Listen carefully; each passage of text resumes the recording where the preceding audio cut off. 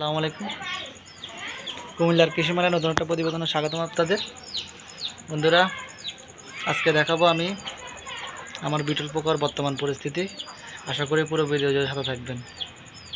তো সবাই দেখেন। আচ্ছা, এই যে এগুলো হলো যে আমার সুপার ওয়ামের 1 মাস বয়সী লার্ভা। তো এগুলা মূলত আপনার আমরা সাধারণত আমার কিছু পেন্সিমোরক আছে, এগুলোকে খেতে দিই, পাশাপাশি বিক্রিও করি।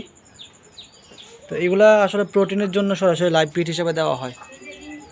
আপনারা যারা দামি দামি মোরগ চাষ করেন তাদেরকে সরাসরি লাইভ ফিড হিসেবে খাওয়াতে পারেন, ভালো একটা বেনিফিট পাবেন। এই যে খুবই সুন্দর দেখেন।